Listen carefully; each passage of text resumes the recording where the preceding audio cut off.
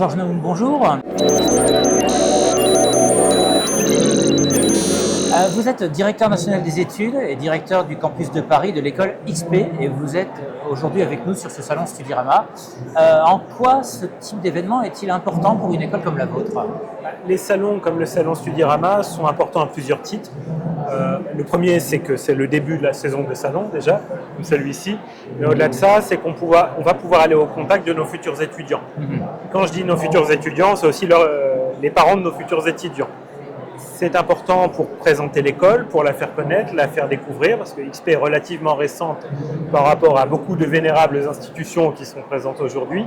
Mais c'est important aussi de démystifier le jeu vidéo pour beaucoup, pour les parents, mais même pour les étudiants parfois. On peut parfois même voir des parents qui vont plus facilement entraîner leurs enfants vers notre stand que l'inverse. Donc c'est important et c'est voir les nouvelles promotions qui arrivent année après année, baccalauréat après baccalauréat. Donc voilà, c'est un peu le grand barnum du début de saison. Alors, vous l'avez dit, le jeu vidéo, c'est un secteur où tout le monde connaît finalement le jeu vidéo, mais sans forcément parfaitement connaître les métiers. Quels sont aujourd'hui ces métiers du jeu vidéo et peut-on réellement y gagner sa vie ? Alors, c'est une question à laquelle il est un peu difficile de répondre. Enfin, il est complexe de répondre parce que le jeu vidéo, c'est un objet comme ça que l'on consomme, mais derrière, il y a une infinité, il y a un nombre en tout cas assez important de secteurs, de métiers, d'univers, de compétences, de connaissances qui recouvrent derrière ça. Il y a la plus évidente qui est la création de jeux, la conceptualisation en tant que telle, mais vous allez avoir ensuite toute la chaîne qui va en découler derrière sur le fait de les vendre, mais à qui les vendre. Ce n'est pas les mêmes canaux, ce n'est pas les mêmes professionnels formés que l'on vende par exemple, à une chaîne de magasins comme Leclerc ou que l'on vende à un site de revendeur de clés ou qu'on le revende à des petits détaillants en quartier. Donc déjà, c'est la même compétence, mais trois métiers un peu différents. Vous allez avoir la communication autour de ça. Et pareil, là encore, communication classique ou communication en ligne, communication avec des modèles d'influence. Vous allez avoir toutes les choses autour de l'événementiel. Là, on est sur un événement, par exemple. Il faut l'organiser. Pour les jeux vidéo, c'est pareil. Dès qu'il y a un lancement de jeux vidéo, à minima, vous avez, comme c'est souvent le cas pour beaucoup de produits, des événements presse. Mais pour le jeu vidéo, il y a souvent des événements qui sont organisés pour le lancement d'un jeu ou d'un produit, auquel s'ajoute une spécificité du jeu vidéo qui est le compétitif.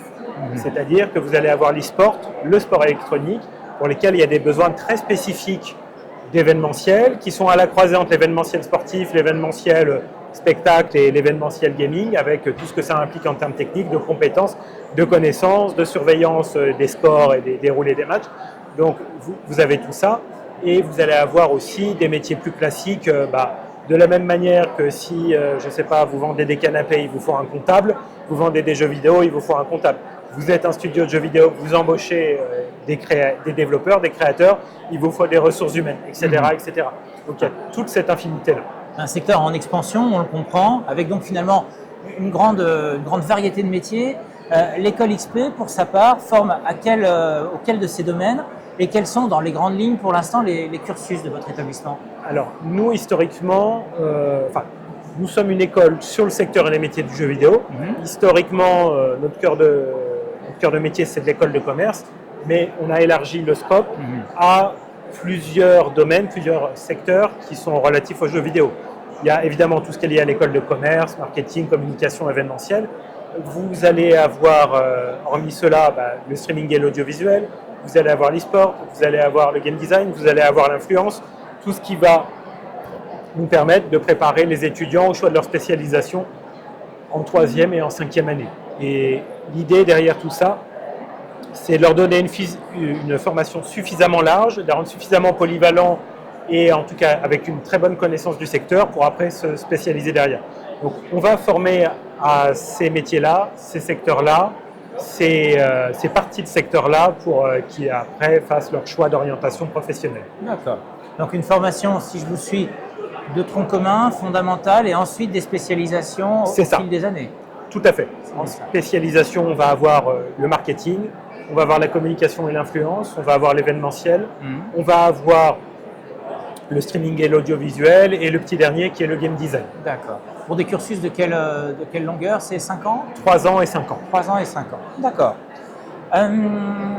Les écoles de jeux vidéo sont connues souvent pour proposer des pédagogies tout à fait innovantes, des modes d'enseignement assez innovants.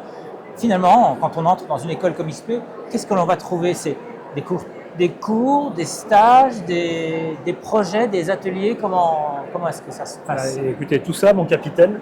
Alors, on est une école avant tout, donc on aura des cours théoriques. Ça, c'est une partie de l'enseignement, comme pour toutes les écoles. C'est vraiment fondamental. Néanmoins, on est en 2023. Avec les nouvelles générations, le théorique pur est plus compliqué à utiliser pour transmettre.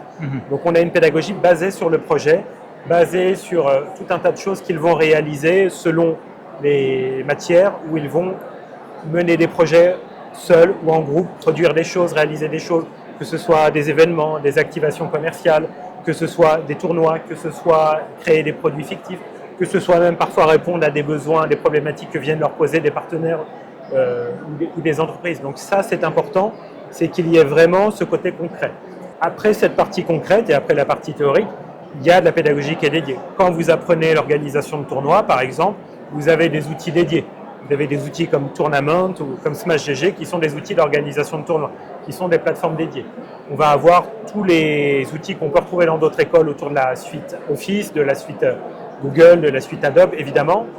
On va avoir des choses qui sont plus connexes à notre métier. Je pense à l'IA, qui est une nouveauté du programme. Évidemment, il va falloir se tourner vers les plateformes d'IA.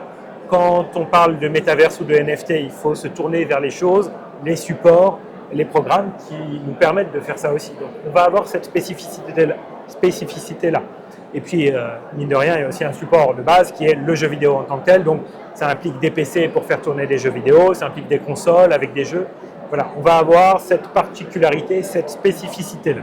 Une formation vraiment finalement riche et qui couvre un maximum de domaines du jeu vidéo. Tout à fait. Comment intègre-t-on l'école?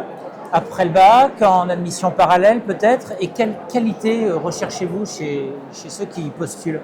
Alors, pour intégrer XP, il faut avoir un bac. Alors, bac général, bac pro, bac technique. Il faut le bac. Il y a un concours d'entrée écrit et qui est assorti d'un entretien oral pour voir si le projet de l'étudiant est compatible avec ce qu'on peut proposer, mais inversement aussi. Hors Parcoursup, donc nous sommes hors Parcoursup. De l'admission parallèle est également possible.